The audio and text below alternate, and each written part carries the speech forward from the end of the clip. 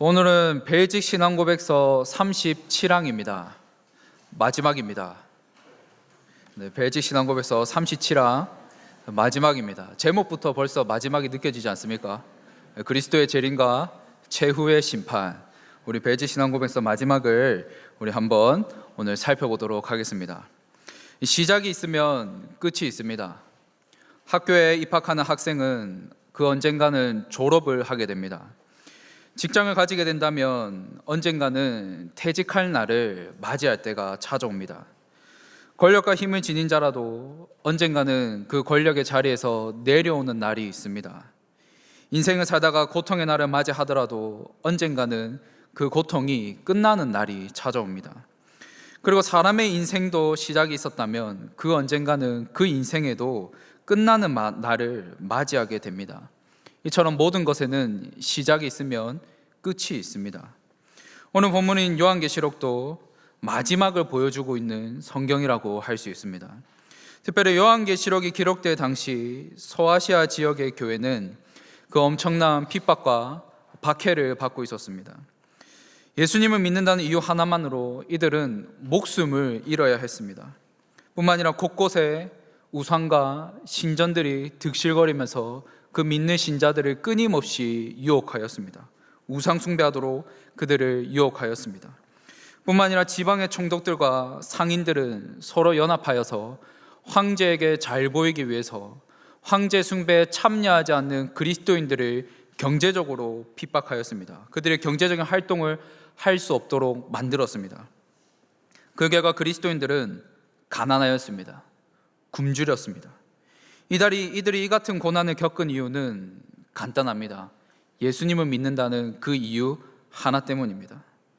이들은 예수님을 믿는다는 그 이유 하나 때문에 이러한 고난과 핍박과 박해를 받아야 했습니다. 이러한 상황 속에서 우리 주님께서는 요한계시록을 통해서 말씀하십니다. 정말로 끝나지 않을 것 같았던 그 핍박과 박해 속에 있던 그들에게 끝이 있다라고 위로하십니다. 끝이 있으니 끝까지 믿음을 지키며 살아가라고 격려하십니다. 그래서 핍박과 박해 속에서도 이들이 소망을 품고 살아갈 수 있도록 주님께서는 말씀하십니다. 그렇다면 어떤 말씀을 통해서 이들에게 소망을 주실까요? 바로 그것이 그리스도의 재림과 최후의 심판입니다. 우리 주님께서는 반드시 다시 오실 것이며 심판주로서 최후의 심판을 행하실 것이라는 이 말씀을 통해서 고난 속에 있는 이들에게 위로와 소망을 주십니다.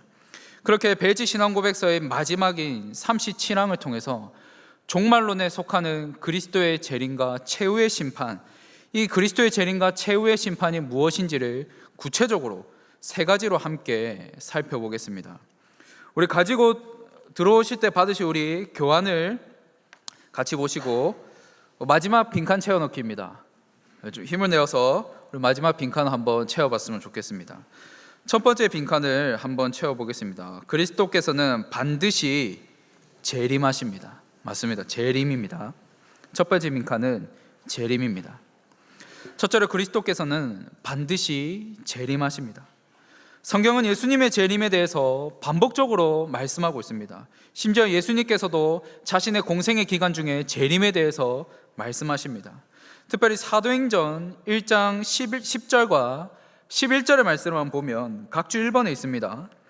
올라가실 때 제자들이 자세히 하늘을 쳐다보고 있는데 흰옷 입은 두 사람이 그들 곁에 서서 이르되 갈릴리 사람들아 어찌하여 서서 하늘을 쳐다보느냐 너희 가운데서 하늘로 올려지신 이 예수는 하늘로 가심을 본 그대로 오시리라 하였느니라.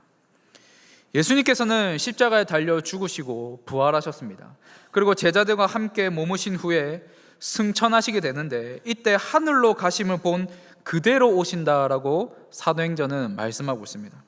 그래서 벨직 신앙고백서 37한 첫 문단에서도 우리 주 예수 그리스도께서 전에 크신 영광과 위엄 가운데 승천하실 때처럼 육신을 가지신 채로 눈에 보이게 하늘로부터 오신다라고 고백하고 있습니다.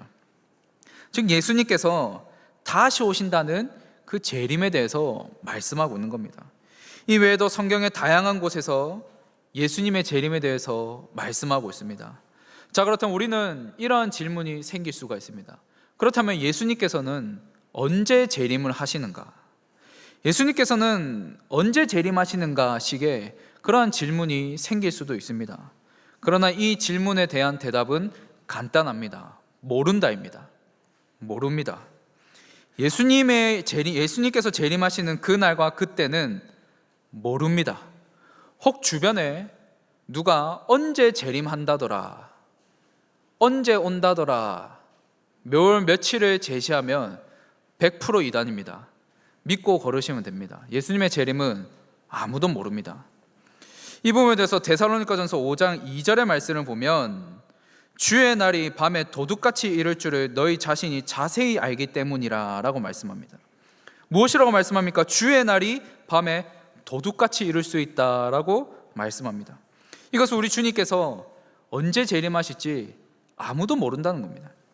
이어서 베드로후서 3장 10절의 말씀을 보면 그러나 주의 날이 도둑같이 오리니 그 날에는 하늘에 큰 소리가 떠나가고 물질이 뜨거운 불에 풀어지고 땅과 그 중에 있는 모든 일이 드러나리로다. 여기서도 무엇이라고 말씀하고 있습니까? 주의 날이 도둑같이 온다라고 말씀합니다. 데살로니가 전서와 베드로 후서에서 공통적으로 반복되는 말씀이 있습니다. 그것은 주의 날이 도둑같이 온다라는 말씀입니다. 이것은 언제 재림하실지 모르지만 우리가 모르는 그때 생각하지도 못하게 갑작스럽게 주님께서 재림하실 수도 있다는 겁니다.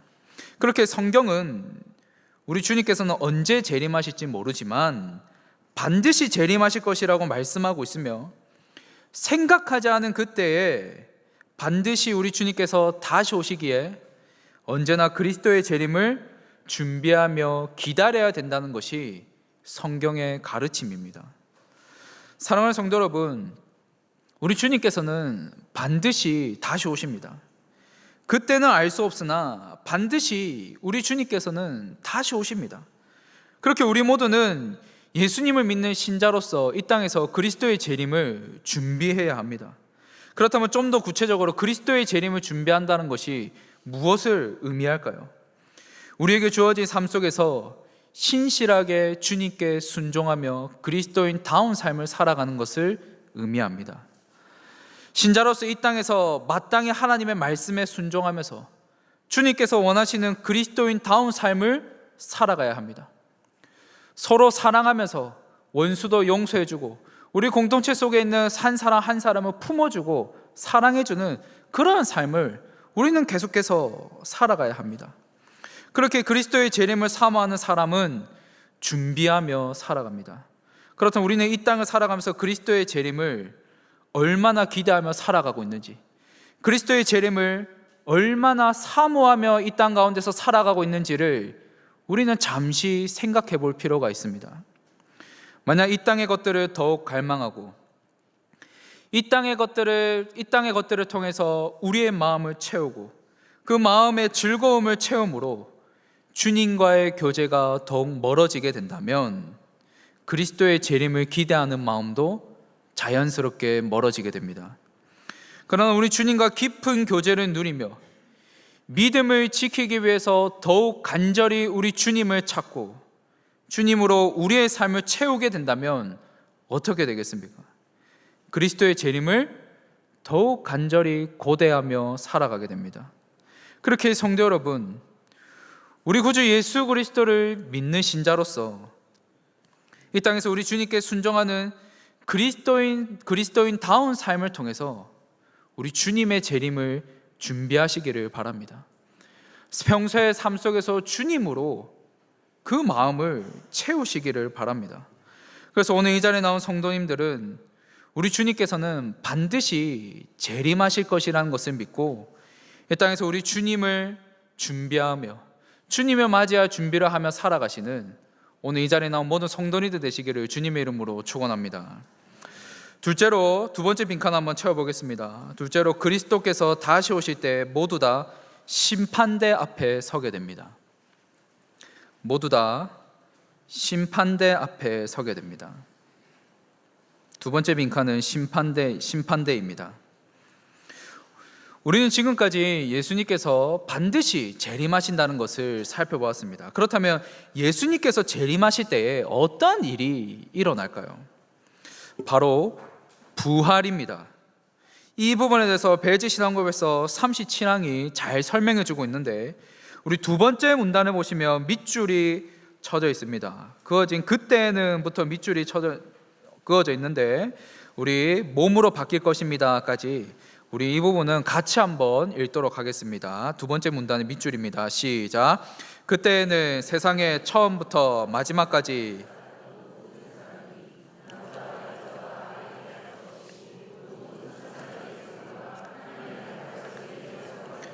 이 위대하신 재판장 앞에 서게 될 것입니다. 그때에는 전에 죽었던 모든 사람이 땅에서 살아날 것이며 그들의 영혼은 전에 있었던 자신들의 몸과 다시 연합될 것입니다. 또한 그때까지 살아있는 사람들은 다른 이들처럼 죽지 않고 그 순간 변화되어 썩을 몸이 썩지 않을 몸으로 바뀔 것입니다. 우리가 부활에 대해서 생각할 때 이 부분에 대해서 기억해야 합니다. 바로 몸의 부활입니다. 몸이 부활한다는 겁니다. 우리가 사도신경에서도 무엇이라고 고백합니까? 몸이 다시 사는 것, 즉 몸의 부활을 믿는다고 우리는 고백합니다. 이것을 배지신앙고백서는 자신들의 몸과 다시 연합될 것이라고 말합니다. 그렇게 우리 주님께서 재림하실 때 이 땅에서 이미 죽었던 신자들은 몸과 다시 연합하여서 부활하게 됩니다. 반면에 우리 주님이 재림하실 때까지 살아있는 신자들은 어떻게 되겠습니까? 그 순간 변화하여 죽지 않고 썩지 않을 몸으로 순식간에 변화됩니다.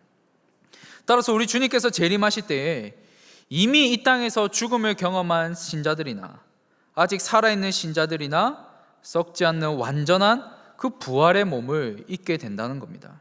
자, 그런데 우리가 여기서 주목할 점은 모두 다 심판대 앞에 선다는 점입니다. 악인은 당연히 하나님의 심판대 앞에 섭니다. 이건 말할 것도 없습니다. 당연히 악인들은 하나님의 심판대 앞에 섭니다. 우리도 그렇게 생각하고 있습니다. 그런데 그리스도를 믿는 신자들, 즉 의인들도 하나님의 심판대 앞에 선다라고 말하고 있습니다. 그렇게 심판의 대상은 의인과 악인을 포함한 모든 사람입니다. 그러나 하나님의 심판대 앞에 서더라도 의인과 악인의 심판에는 그 분명한 차이가 있습니다. 의인과 악인은 분명한 차이가 있습니다.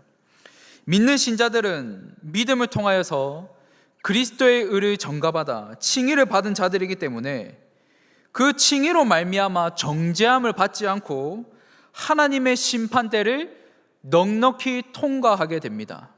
의인들은 넉넉히 그 심판대를 통과하게 됩니다. 그 이유는 그리스도의 의를 전가받아 칭의를 받은 자들이기 때문입니다. 즉 사도 바울이 로마서 8장 1절에서 그리스도 예수 안에 있는 자에게는 결코 정죄함이 없나니라는 이 말씀이 성취되어지는 순간이라는 겁니다. 의인은 그 누구도 심판대 앞에서 정죄함을 받지 않습니다. 그래서 37항에서는 그리스도의 재림을 통하여 믿는 신자가 하나님의 심판대 앞에 선다는 것에 대해서 구원의 완성이다라고 표현합니다. 그러나 반면에 악인들은 어떻습니까? 악인들은 모든 추악함들이 다 드러나게 됩니다. 믿는 신자들을 핍박하고 박해했던 그들에게 하나님의 맹렬한 진노와 보복이 임하게 됩니다. 그리고 하나님의 심판대 앞에서 정죄함을 받아 그 영원한 형벌이 선언되어지는데, 이것에 대해서 37항은 마귀와 그의 사자들을 위하여 예비된 영원한 불에서 영영이 고통을 받을 것이라고 말합니다. 뿐만 아니라 웨스터민스터 신앙고백서 33장 2항에서도 하나님을 알지 못하고 예수 그리스도의 복음에 순종하지 않은 악인들은 주님의 인재와 구분의 능력의 영광에서 쫓겨나서 영원한 멸망의 형벌을 받는다라고 말합니다. 즉 악인들은 영원한 고통과 형벌을 받게 된다는 겁니다. 그렇게 그리스도의 재림은 곧 심판의 재림이라고 할 수 있으며, 이것을 가리켜서 우리는 최후의 심판이다라고 부르는 겁니다. 우리는 지금까지 그리스도의 재림을 통해서 최후의 심판이 있다는 것을 살펴보았습니다. 그렇다면 이 같은 그리스도의 재림은 믿는 신자들에게 어떠한 유익이 있을까요? 우리 주님께서 다시 오실 때에는 심판주로 오시는데 우리 주님이 심판주로 오신다는 것이 우리에게는 어떠한 유익이 있을까요? 이것을 우리 세 번째 빈칸을 채우면서 한번 살펴보겠습니다. 셋째로, 그리스도의 재림은 신자에게 위로와 소망을 줍니다. 그리스도의 재림은 신자에게 위로와 소망을 줍니다. 앞서 말씀드린 것처럼 요한계시록이 기록될 당시에 그 많은 신자들은 수많은 핍박과 박해를 받아야 했습니다. 그 이유는 예수님을 믿는다는 그 이유 하나 때문입니다. 벨직 신앙 고백서가 기록될 당시 기도 드브렛 또한 핍박과 박해로 인해서 고난을 겪어야 했습니다. 그렇다면 오늘을 살아가는 우리에게는 더 이상의 핍박과 박해가 없습니까? 더 이상의 고난과 어려움이 없습니까? 물론 우리의 목숨을 위협하지는 않습니다. 그러나 여전히 오늘을 살아가는 믿는 신자들에게도 유혹과 핍박과 박해와 수많은 어려움들이 우리의 인생 가운데 도사리고 있습니다. 우리는 여전히 수많은 고난을 겪으며 살아갑니다. 그러나 그럼에도 불구하고 믿는 신자들이 위로와 소망을 품을 수 있는 이유는 우리 주님께서, 우리 구주 예수 그리스도께서 반드시 재림하실 것이기 때문입니다. 그렇다면 그리스도의 재림이 왜 우리에게 있어서 위로와 소망일까요? 왜 우리 주님 다시 오시는 것이 우리에게 있어서 위로와 소망이 될까요? 이 질문에 대한 답을 37항을 통해서 확인할 수 있습니다. 우리 제일 마지막 문단에 보시면 그러나 밑줄이 그어진 부분이 있습니다. 그러나 반대로 우리 모든 눈물을 닦아내실 것입니다. 이 부분까지만 우리 한 번 더 같이 한번 읽도록 하겠습니다. 시작. 그러나 반대로 택함받은 신실한 자들은 영광과 영예의 관을 쓰게 될 것입니다. 그리고 하나님의 아드님께서 성부 하나님과 그의 택하신 천사들 앞에서 그들의 이름을 인정해 주실 것입니다. 그때 하나님께서는 그들의 눈에서 모든 눈물을 닦아내실 것입니다. 신자들이 이 땅에서 주님을 섬기면서 겪었던 가든 고초들, 그리고 그 어려움들, 주의 몸된 교회를 섬기면서 겪은 수고들, 이 땅에서 믿음을 지키기 위해서 흘렸던 수많은 눈물들, 이 모든 것들을 우리 주님께서는 기억하십니다. 우리 주님께서는 잊지 않으십니다. 그리고 영광과 영예의 관을 그 신자들의 머리에 씌우시면서 신자들의 눈에서 흘렸던 그 눈물의 자국들을 우리 주님께서 닦아주십니다. 이것을 요한계시록 21장 4절은 이렇게 말합니다. 요한계시록 21장 4절의 말씀을 보면 모든 눈물을 그 눈에서 닦아주시니 다시는 사망이 없고 애통하는 것이나 곡하는 것이나 아픈 것이 다시 있지 아니하리니 처음 것들이 다 지나갔음이러라. 특별히 37항에서는 구체적으로 언급하고 있지는 않지만 요한계시록은 예수님의 재림을 통해서 완성되어지는 새 하늘과 새 땅을 말씀하고 있습니다. 그리고 요한계시록 21장 1절부터 그 새 하늘과 새 땅에 대해서 말씀하고 있는데 요한계시록 21장 그 4절의 말씀을 보면 새 하늘과 새 땅에 대해서 말씀하면서 그곳에서 어떤 일이 일어나게 되는지에 대해서 말씀하고 있습니다. 어떠한 일이 일어나게 됩니까? 모든 자들의 그 눈물을 닦아주신다는 겁니다. 모든 눈물, 그 눈에서 닦아주십니다. 이 새하늘과 새 땅은 그리스도의 재림을 통해서 완성되어집니다. 그리고 신자들은 그곳에서 우리 주님께서 그 눈물을 닦아주시면서 우리에게 영광과 영예의 관을 우리에게 씌워주십니다. 그리고 그곳에서 우리는 영원토록 하나님을 즐거워하며 살아가게 됩니다. 그렇게 우리에게 있어서 그리스도의 재림은 강력한 위로이자 강력한 소망입니다. 그래서 아무리 큰 고통이 우리의 삶 속에 찾아오더라도 그럼에도 불구하고 우리가 위로와 소망을 품을 수 있는 이유는 우리 주님께서 반드시 다시 오실 것이기 때문입니다. 그리고 우리 신자들을 그 새하늘과 새 땅, 또한 우리에게 영예의 관을 씌워주시고 우리가 이 땅에서 흘렸던 그 모든 눈물들을 닦아주시면서 우리는 영원토록 하나님을 즐거워하며 계속해서 살아가게 됩니다. 사랑하는 성도 여러분, 믿음을 가진 신자로서 이 땅을 살아가면서 참 많은 어려움을 겪을 때가 있지 않습니까? 원하지 않은 고통을 겪을 때가 있지는 않습니까? 예수님을 믿는다는 이유 하나만으로 주변 사람들과 사회 속에서 비아냥거리는 말들, 심지어 가까이에 있는 내 가족이 핍박하는 그러한 경우들이 있지는 않으십니까?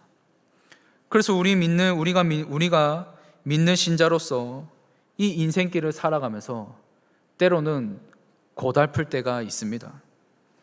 그러나 오늘 이 자리에 나온 성도님들은 이것을 꼭 기억하시기를 바랍니다. 우리가 이런 고통과 고난 속에서 남몰래 흘렸던 그 수많은 눈물들을 우리 주님께서는 기억하고 계십니다. 그리고 우리 주님 다시 오실 때 우리의 눈물을 닦아주십니다. 그리고 어떠한 상황 속에서도 끝까지 믿음을 지키며 달려온 그들에게 영광과 영의 관을 씌워주십니다. 그래서 그리스도의 재림은 우리의 위로이자 우리의 소망입니다. 그렇게 성도 여러분, 우리의 강력한 위로이자 소망인 그리스도의 재림을 열렬히 소망하시기를 바랍니다. 우리의 강력한 위로이자 소망인 그리스도의 재림을 열렬히 사모하시기를 바랍니다. 그 마음을 담아서 우리 모두 요한계시록 22장 20절 말씀, 오늘 본문입니다. 우리 같이 한번 읽도록 하겠습니다. 우리 다시 오실 그 주님을 기대하고 고대하는 마음으로 우리 요한계시록 22장 20절 말씀 우리 같이 한번 읽도록 하겠습니다. 시작. 이것들을 증언하신 이가 이르시되 내가 진실로 속히 오리라 하시거늘 아멘. 주 예수여 오시옵소서. 아멘. 성도 여러분, 시작이 있으면 끝이 있습니다. 이 세상에서 찬란하게 빛나는 것들도 시간이 지나면 그 찬란함을 잃어버리게 됩니다. 즉 모든 것에는 끝이 있습니다. 마지막으로 예수 그리스도를 믿는 우리에게도 끝이 있습니다. 그러나 그 끝은 끝이 아닙니다. 믿는 신자의 끝은 새로운 시작입니다. 우리 주님께서 재림하실 때 우리는 완전한 새로움을 시작하게 됩니다. 그래서 그리스도의 재림과 최후의 심판은 우리의 위로이자 우리의 소망입니다. 그렇다면 그날을 대망하며 살아가는 자들로서 지금 이 땅에서 우리의 삶은 어떠해야 되겠습니까? 그리스도의 재림을 사모하는 자들로서 우리는 어떠한 삶을 살아가야 되겠습니까? 건실한 그리스도인다운 삶을 우리는 계속해서 살아가야 합니다. 이 삶은 주님의 말씀에 순종하며 사는 삶이며 동시에 인내하며 끝까지 믿음을 지키는 삶입니다. 헬라어로 니카오라는 단어가 있습니다. 이 단어는 요한계시록에서 이기는 자라는 의미로 쓰여집니다. 요한계시록에서 이기는 자로 그 단어가 사용되어지는데 여기서 이기는 자는 끝까지 인내하며 믿음을 지키며 증인의 삶을 살아가는 자를 의미합니다.